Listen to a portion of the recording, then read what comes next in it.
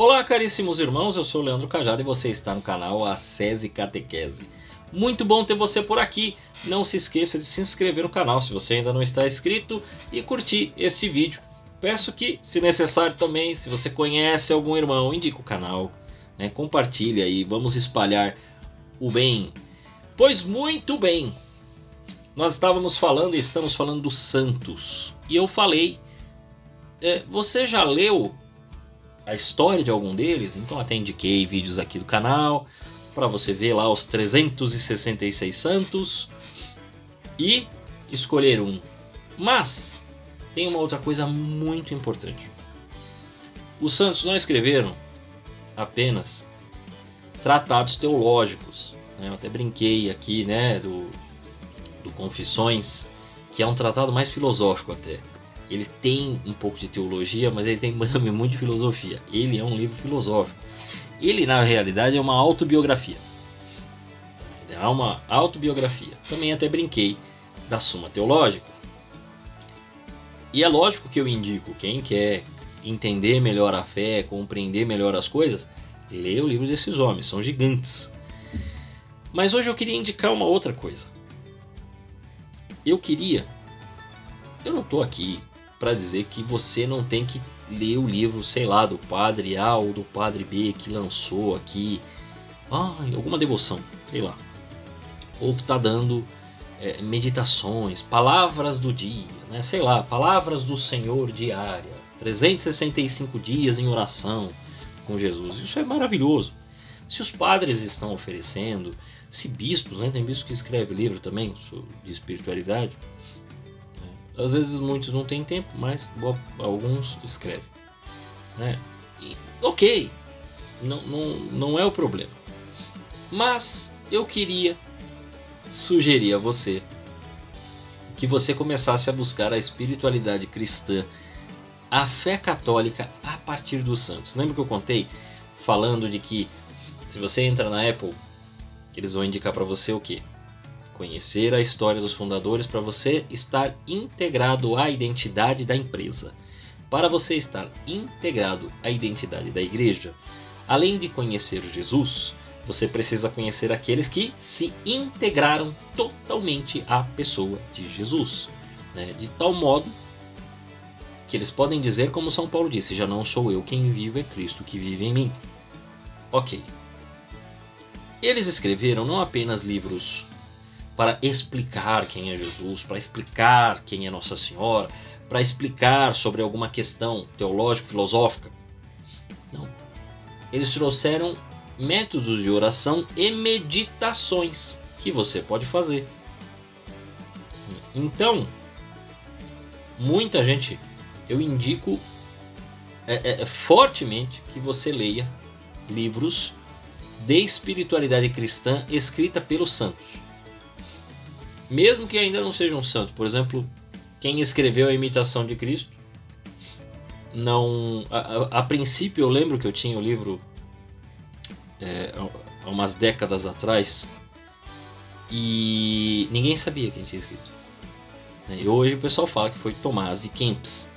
Mas eu lembro quando eu comprei o livrinho, o pessoal não sabia. Não sabe quem é o autor. Não sei se era a editora que não sabia ou se ainda não tinham descoberto, não tinham feito um estudo mais aprofundado. É claro, eu indico vivamente esse livro, Imitação de Cristo. Não sei que deve ter sido canonizado, mas por que eu indico esse? Porque esse livro foi livro de cabeceira de vários santos.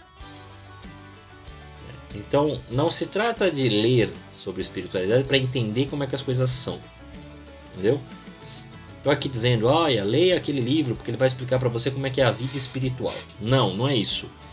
Eu estou indicando você ler para você crescer na fé e usar do método de oração deles para você ter uma devoção, para você crescer. Por exemplo, o Tratado da Verdadeira Devoção à Santíssima Virgem. Mas ele tem explicações teológicas. Tem, ele dá explicações para você crescer. Só que você pode usar os livros, as passagens para meditar. E depois, claro, se você quer fazer a consagração à Nossa Senhora, aí vai ter os 30 dias de oração, a confissão, a meditação, e aquilo ali, se você prestar atenção na meditação semanal, aquilo ali é uma descrição da sua vida, da vida espiritual, propriamente. É a descrição que a gente faz. Então, eu indico vivamente, leia o Tratado da Devoção, mas leia querendo meditá-lo, leia querendo crescer na fé, leia querendo aumentar sua devoção interior. É desta maneira que se lê. O outro livro, que esse é indicadíssimo, né? Esse o Padre Paulo está usando nas orientações dele, é o Filoteia. Esse aqui é até difícil de mostrar, mas esse livro aqui, olha que capa bonita. Filoteia, olha que coisa maravilhosa, né? De São Francisco de Sales. Este livro aqui é de espiritualidade. Ele não está simplesmente, quando ele dá uma explicação teológica, ele traz alguma coisa, ele está querendo te ajudar para que você reze melhor. Ele vai trazer meditações, ele vai trazer algumas indicações do que você tem que fazer. Para quê? Para que você cresça como um verdadeiro filoteus, amigo de Deus. Entendeu? É neste sentido, é isso que ele quer. Então, quando, por exemplo, ele vai indicar, mas eu já me confesso, né? E aí ele vai indicar você fazer uma confissão total, né? Escrever a confissão da sua vida, tudo que você fez, como se você nunca tivesse se confessado, para realmente você entregar tudo que você fez, tudo que foi errado, mesmo que você acha que tem alguma coisa certa, mas teve um pecadinho ali, então você coloca, identifica. Grande livro para te ensinar a meditar. Ele ensina a meditação católica. Meditação católica é diferente da meditação oriental, não sei se você sabe disso. Meditação católica, você se concentra também, você pode, né, se concentrar, respirar. Aí quando você lê, você não se esvazia coisa nenhuma, você se preenche. E aqui é exatamente para que nós possamos crescer na oração, né? E isto melhora o nosso imaginário, cresce a nossa inteligência, a gente começa a compreender melhor, a gente começa a querer viver melhor essa graça de Deus. Então é um livro indicado. Tem um monte, tá? Eu tô colocando esses daqui, mas tem outros, tem muitos outros. E o outro, eu vou colocar um livro dele, mas ele tem outros livros, né? Ele tem, por exemplo, um livro que ele trata, né, dos sofrimentos e das dores de Nosso Senhor Jesus Cristo e tal. E aqui ele põe, a prática do amor a Jesus Cristo. Santo Afonso Maria de Ligório, ele tem vários desses livros e métodos para meditação e oração. Então são livros que a gente chama de livros espirituais.